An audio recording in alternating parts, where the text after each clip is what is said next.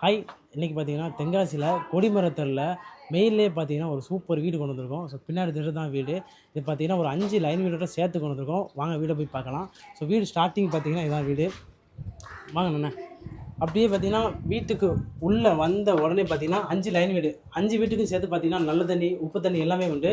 அது மாதிரி பார்த்தீங்கன்னா வீட்டுக்கு கரண்ட்டும் 5 வீட்டுக்கு செப்பரேட்டாக இருக்குது. வாங்க வீட்டை போய் காமிக்கிறேன். அந்த வீட்டோட நீளம் எவ்வளோ வரும்னா 103 அடி வந்துடும் நீளம். அகலம் பார்த்தீங்கன்னா நமக்கு ஒரு 16 அடியோ சரி 20 அடி வந்துடும் அகலம். வாங்க வீட்டு எல்லாத்தையும் காமிக்கிறேன்.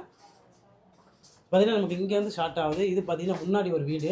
அதுக்கப்புறம் அப்படியே நேராக உள்ளே வந்துட்டோம்னா லாஸ்ட்டு ஒரு 4 வீடு இருக்குது. மொதல் வீடு மட்டும் பார்த்தீங்கன்னா ஓட்டு வீடு. மற்றது எல்லாமே பார்த்தீங்கன்னா காங்கிரீட் வீடு தான். இதான் வீடு.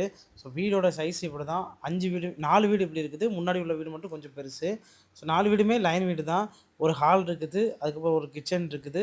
வீட்டுக்கு முன்னாடி ஒரு ஹால் இருக்குது. அப்புறம் பாத்ரூம் லெட்டின் எல்லாமே வீட்டுக்குள்ளேயே வந்துடுது.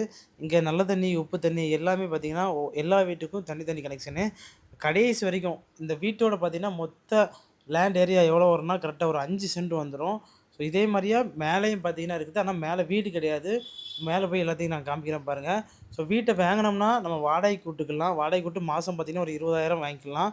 ஒரு வீடை பார்த்தீங்கன்னா இங்கே 4,000 ரூபாய்க்கு வாடகை விட்டுருக்காங்க. மொத்தம் பார்த்தீங்கன்னா 5 வீடு இருக்குது.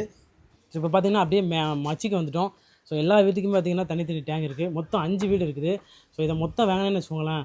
ஸோ மேலேயும் சேர்த்து நம்ம வீடு கட்டிக்கலாம். இதுக்கும் பார்த்தீங்கன்னா நமக்கு டேரக்ட் ஓனர் தான். நமக்கு வீடு பிடிச்சிச்சுன்னா வந்து பாருங்கள். ஓனர்கிட்ட பேசி உங்களுக்கு எவ்வளோ கம்மி பண்ணி வாங்கி தர முடியுமோ அவ்வளோ கம்மி பண்ணி வாங்கி தரலாம்.